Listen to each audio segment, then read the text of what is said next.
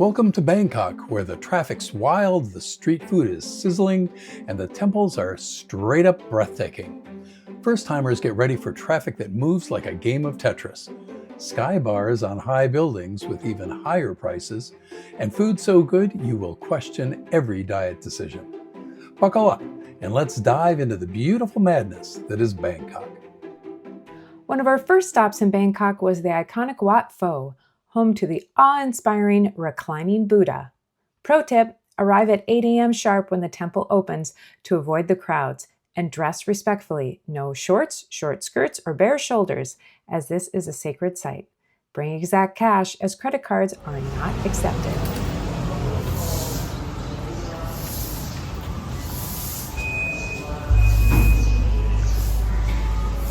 You're a percussionist at heart. That's beautiful. Seeing the reclining Buddha in person is absolutely breathtaking. At 150 feet long, its sheer size is impossible to fully capture in photos, especially with the towering pillars that frame it. The Buddha's tranquil expression reflects his detachment from worldly concerns, while his right arm resting beneath his head is a classic pose symbolizing his peaceful transition into nirvana, the ultimate state of enlightenment, not the 90s grunge band. Standing in his presence, it's almost impossible not to feel a profound sense of calm and reverence. Beyond the reclining Buddha, Wat Pho is famous for its stunning stupas adorned with intricate mosaics, tranquil courtyards, and Thailand's largest collection of Buddha images. It's also the birthplace of Thai massage, home to the country's oldest traditional massage school. Truth be told, we found Thai massages to be more of a contortionist workout than a Zen-like escape. Definitely invigorating, but not exactly the soothing unwind we had in mind. A short 10-minute walk from Wat Pho is the magnificent Grand Palace, home to ornate temples, intricate murals, and the sacred Emerald Buddha. Prince Mongkut was crowned king here in 1861. He hired a British governess named Anna to teach his many children. One day their story would become the musical, The King and I. The Thai royals don't live here anymore, but it remains a symbol of Thailand's cultural heritage. Within the Temple of the Emerald Buddha resides Thailand's most venerated Buddha image, a jade figure measuring just 26 inches tall that undergoes ceremonial wardrobe changes 3 times a year for the winter, summer, and rainy seasons. Photos weren't allowed in the temple, so we're showing a stock photo of this revered statue. And don't forget where you put your shoes before entering the temple. There are a lot of them. We took another short walk from the Grand Palace to the nearest pier to take a ferry ride across the river to our final must-see temple, Wat Arun, the Temple of Dawn. We were in awe of this towering spire that dominates the Bangkok skyline, adorned with colorful porcelain and seashells that shimmer in the sunlight. When you go to a lot of temples, sometimes it feels like you're seeing the same thing over and over again, but these 3 locations are refreshingly different from one another, each stunning in their own right.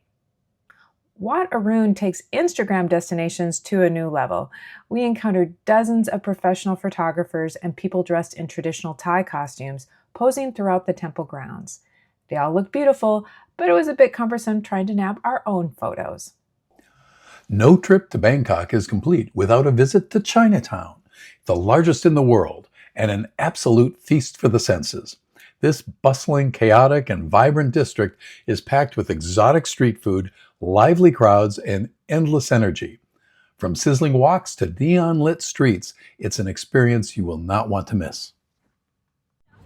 And we are strolling through Bangkok's Chinatown, which is one of the biggest in the world, and chaotic. It is like Times Square times 10, and there's about every amount of food that you can think of to try.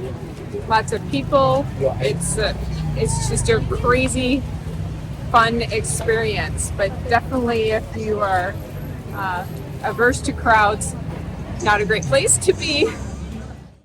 For a bit more relaxed atmosphere, check out one of Bangkok's Skybars for a bit of a splurge.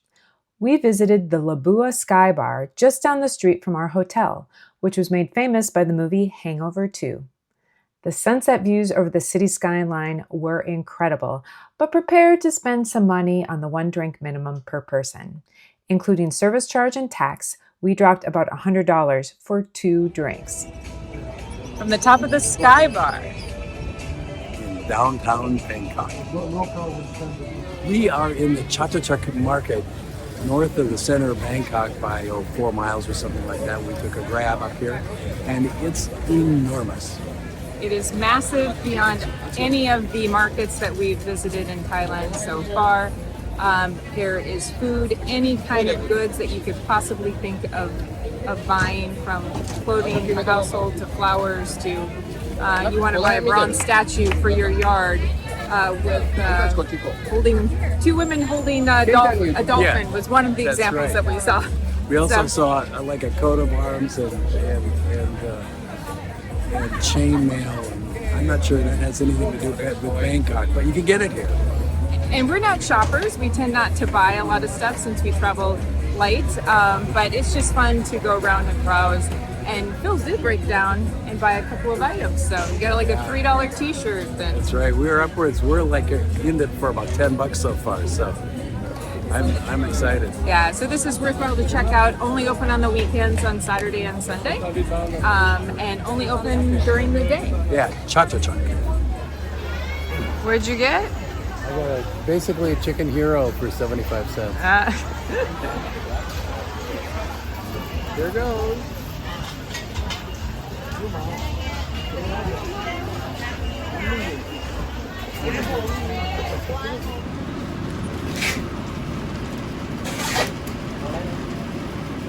My big purchases are magnets.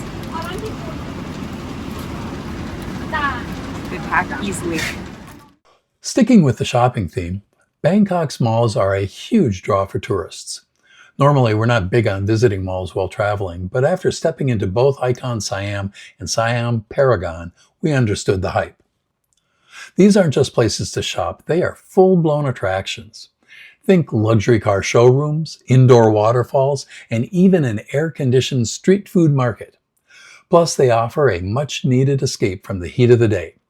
And just when we thought we had seen it all, we spotted a couple of Buddhist monks on their iPhones at the Apple Store.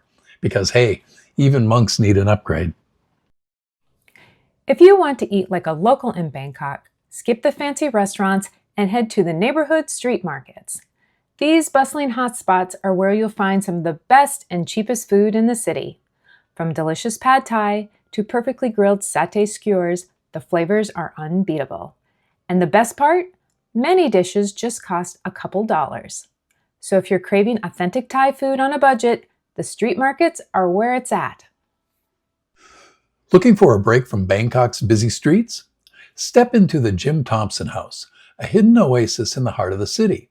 This beautifully preserved traditional Thai home belonged to Jim Thompson, an American who revived Thailand's silk industry before mysteriously disappearing. Wander through the lush gardens, intricate teakwood houses, and a stunning collection of Southeast Asian art. But keep in mind, visits are only allowed through guided tours. English-speaking tours run regularly, but spots do fill up, so booking in advance is a good idea. We are at River City, Bangkok, getting ready to board our teak boat for a 2-hour canal tour of Bangkok. And you will soon hear that Phil has lost his voice, so he will not be a strong commentator today. No, I might think things, but this is what happens when I talk. Oof. In any case, we'll get to see more of Bangkok from the water, and we are right on the water. You can see the skyline behind us. We got the very fancy mall Icon Siam, which we checked out yesterday. So more to come as we share some video from aboard our boat. We're looking very stylish. Our verdict on the canal tour? We rated it 3 out of 5 stars. While it was interesting to see the city from the perspective of the water and check out local homes on stilts, it didn't quite wow us. If you have plenty of time, it can be a relaxing ride. But if you're on a tight schedule, this one is easily skippable. Lumphini Park is another perfect escape from the busyness of the city. This pleasant retreat is great for a morning walk, a paddle boat ride, or just relaxing at a park bench in the shade. As you wander, keep an eye out for the park's famous monitor lizards basking near the water. They look intimidating, but we were told that they are completely harmless. Watch where you walk as well. Almost stepped on this guy. Freaked me out.